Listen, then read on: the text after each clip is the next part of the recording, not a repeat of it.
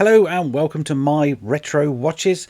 Now before we get into this one, you may well have seen this video already because I did post it up on my other channel, My Watch Reviews. However, Phoibos did remind me that I was originally contracted to put it on this channel. So here we go. Phoibos. They are one of my favourite micro brands. Their designs are always unique, and this one, well, it's pushing the design envelope very far and wide.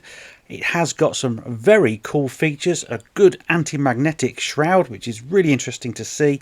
So if that sounds like your cup of tea, then please stay tuned and carry on watching.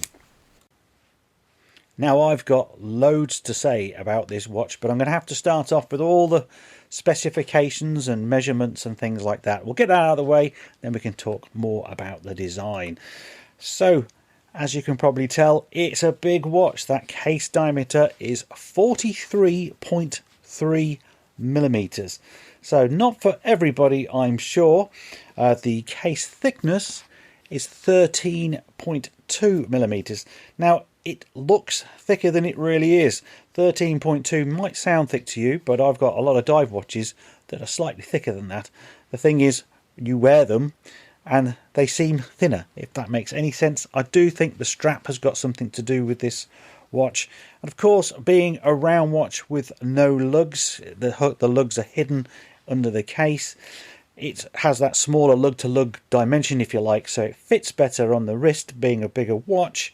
But it's not for everybody a round watch, I don't think. And here is a wrist shot to prove that on my 7-inch wrist. So while we're at it, the lug width is 22 millimeters. It's going to need a big strap to hold it because it's obviously got a bit of heft to it. And of course, the one thing you can see very boldly is two great big crowns sticking out the side. Now this is a compressor style diver, which means it's got an inner rotating bezel that you control by way of one of those crowns. Of course, the second crown is for setting the time and the date. The crowns are very unique. There's no way of getting around that. I personally do quite like them, but again, I'm left-handed, so I have the watch on my right arm and the crowns point up the arm. I don't know what it's going to be like for you guys who wear it on the left, where the crowns are pointing downwards and whether they are actually going to dig in. The crowns are a unique feature. They are big. They are 8 millimeters in diameter. They stick out around about 7 millimeters, and they get a design inspiration from Santorini. So Santorini is a cluster of islands with, well, Greek islands, should I say, and there's one very picturesque town on one of those islands where it's all painted white and they have blue domed buildings. Phoibos as a brand gets all of its inspiration from Greek culture, Greek history, Greek mythology, and of course this model is just following on with that in one way or another. Let's move on to the dial because there's a lot to talk about there. It's got 3 layers to it, which gives it a lot of depth. Certainly from shallow angles, looks really cool. The top layer is the inner rotating bezel, of course, and then you've got the index layer, which has got 3 concentric circles that are embossed. They give it a lot of design, play with the light, quite an interesting look to it.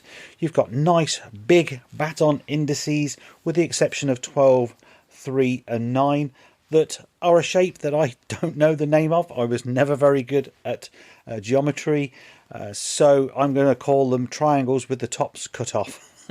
If you know the name of them, then please, of course, leave comments below. The bottom layer is a matte black textured dial finish. I love a textured dial. At 12, of course, you've got the printed Kraken logo, and at 6 you've got automatic and 200 meters. Then also at 6, of course, you've got that date window. I know it's small compared to the rest of the indices, and if you look at the baton indices, the top parts is like a separate bit, which I'll show you in the loom shot later on, and I feel they should have took a little bit of that and put it below that date window to give it a little bit more symmetry. It would sit a bit better, and of course if you've got a little bit of loom there, then you are clearly going to see where 6 o'clock is. Lastly, the handset. They are big skeleton hands with a great big loomed tip on the end of them. A lot of you commented in the unboxing video that you found the hands were a bit too short and maybe illegible to tell the time. But I can tell you I've wore this watch genuinely on and off for the last 2 weeks, and I've had no problem at all, day and night, telling the time. It's very, very clear to see. I get what you're saying because they're skeletonized, but really you can tell the time quite easily. The classic lume shot then. Phoibos do great lume in my opinion, and there's another good showing here. You can see that the batons at the tips have a green lume and the rest is all like a blue hue. That is a combination of C3, which is the green, and BGW9, which is the blue. I like how the inner rotating bezel is loomed. I like the combination of colours. I've always liked those sort of loomed features. The hands are fully legible, with the exception of the second hand, which has got such a small slit in it. It was hardly worth trying to loom that because it just doesn't come through. The loom lasts for quite some time. It degraded here over 10 minutes, but it then sort of stays at a sort of a dull glow, so you can read it for hours on end, no problem at all. Onto the case then, and what a case this watch has got. Phoibos say on their website that it's made out of a solid lump of 316 stainless steel. I wouldn't disagree with that. It's definitely a big case. However, I think it's got a separate bezel component that's possibly been pressed on to hold the crystal in. The bezel doesn't move, but it certainly looks like it's a separate component. Now, the watch is called the Vortex. It's supposed to be getting its inspiration from the eye of a storm. So I think when you look at the features on the side of the case, which are sort of twisted, you kind of get what they're getting at there. And wow, man, this has been machined really, really well. Now, I'm from an engineering background, and I look at it and I think it's been certainly finished to a high standard and machined to a high standard too. Granted, everything is done on CNC machines now, but the level of finishing and the detail is absolutely stunning. Really can't fault it. It's whether you like the design or not. For me personally, it's grown on me and I've really warmed to this watch, but you can't help but see two different things. I can see either a ship's wheel, possibly, or secondly, maybe a ship's porthole window. They're what I get when I look at the watch, and Phoibos have always got a sort of nautical feel to them. So tell me what you see. But I have to say, all the same, it is machined really, really well, and I'm not disappointed with that. I cannot pick fault with it.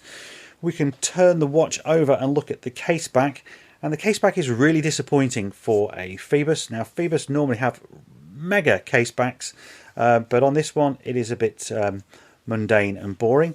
I did ask them about this and they just said they wanted to try and keep it minimalist, plus of course they've got the anti-magnetism feature within the case back. So we're going to look at that in further detail in just a minute on the bench. Right, so the big question, how much is this watch going to cost you? Well, it is quite an expensive Phoibos. This one is listing at $599 US. There is a discount code of Vortex in checkout, which is valid until the 31st of December 2022. That's going to give you a discount of $149, which makes it $450 US dollars, which is 376 UK pounds. One of the main reasons this watch is a bit more money is because it's housing the Sellita SW200-1 movement.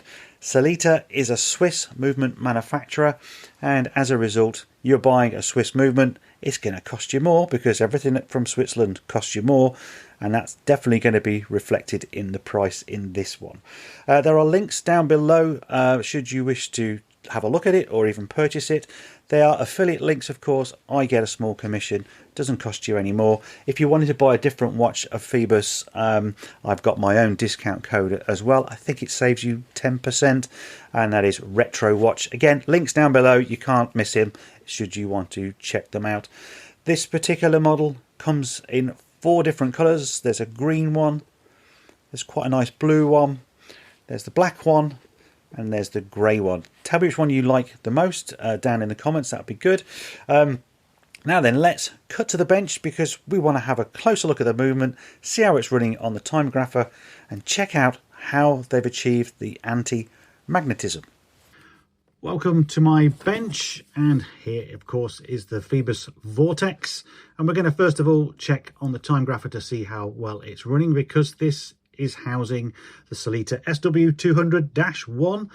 Sellita being a Swiss brand, and of course Swiss brand movements and watches are held in high esteem, known for quality and the epicenter of the watch world.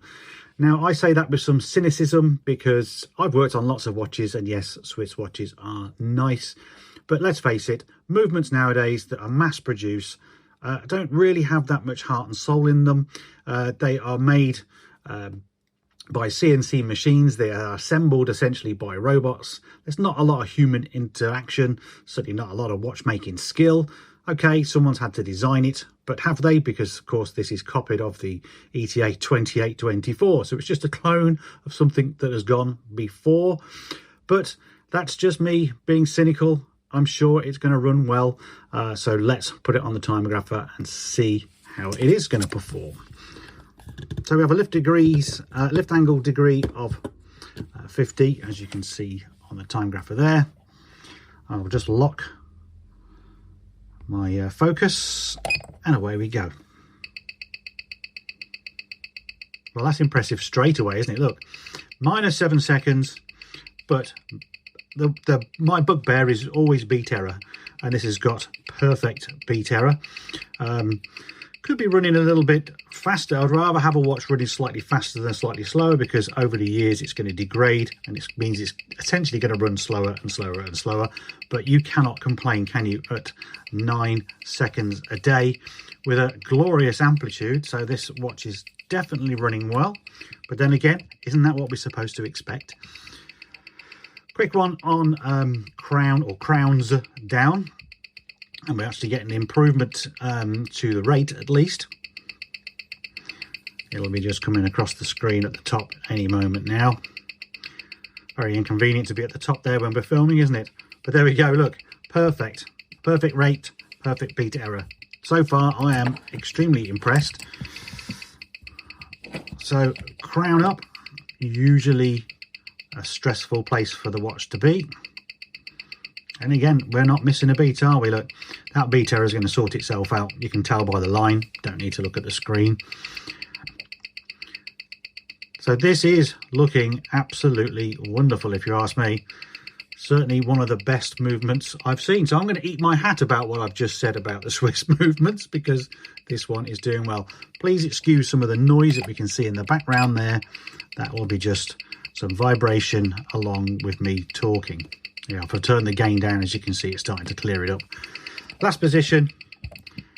Don't normally put it like this for dial down, but I will do.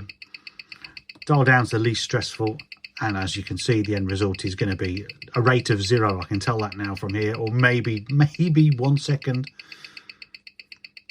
Let it catch up. 2 seconds. 2 seconds a day.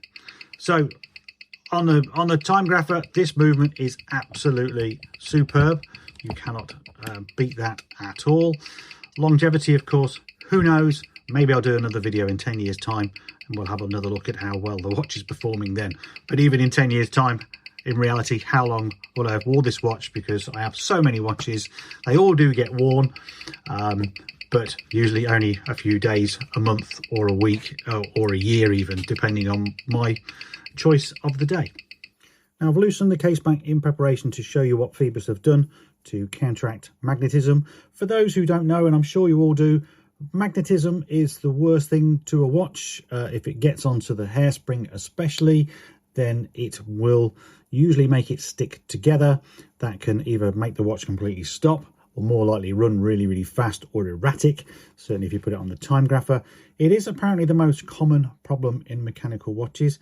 Now, I will say, in the hundreds, and I mean hundreds of watches I've serviced, many of them vintage, rarely do I come across severe magnetism that is affecting the hairspring. Now, maybe I've just been lucky, because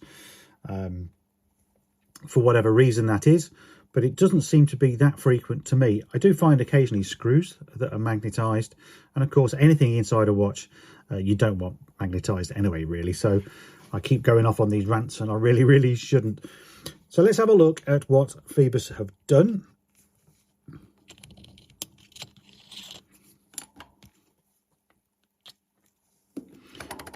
That's interesting. We've got another cover. I have to actually say though, credit to Phoibos, they're always looking for new ideas and new things to do, and I've not seen anything like this in any watch that I've serviced over the years or even reviewed. Never seen anything with anti-magnetic properties. So I'm guessing this, oh yeah, so this is a screw cover, and this will be possibly some soft iron, I would surmise. You need something that's going to attract the magnetism but not retain it, and I think soft iron in particular is very good at that. And that's what you're trying to do. You're just trying to stop the magnetism getting on to the components by giving it a shield, and that's what they've done here, isn't it? They've just put this rather nice little cover over the top. Brilliant idea. 10 out of 10 Phoibos. Really, really pleased to see that. Perhaps other brands may follow suit, because it is a brilliant idea. Also gives a bit of extra protection to the watch, doesn't it, as well, so less likely for moisture and things to get in. And now we also get a good look at that Solita movement. It looks just like the PT 5000, albeit that is normally a bronze or a gold colour, but you can tell by this finishing on the rotor, it's all very, very nice.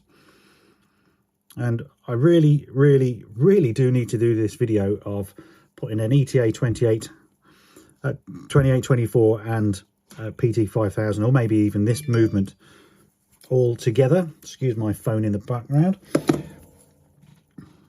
And take them apart and have a good look. But that looks like a nice movement, doesn't it? Balance is spinning away nicely there. Now I don't want to keep the back off for too long, because I'm going to get some dust in there if I'm not careful. So I'm going to pop that back on. So there we go. That is what they're using to combat that, and I think that is a brilliant, brilliant idea. So great, good to see, lovely looking movement. I think we've time now really to conclude my thoughts on the Phoibos Vortex. Right then, my final thoughts then. So start with the negatives. First negative, this particular crown. So this is the hand setting crown, and it's not knurled at all. So it isn't always great. It doesn't feel grippy. It works perfectly well, don't get me wrong, but compared to this one has just got lovely action. I mean, there you go, you can see the inner rotating bezel going round. Feels really nice. That crown, because it's going to get used more, that one should be here. That's what I think. They should have swapped those two round.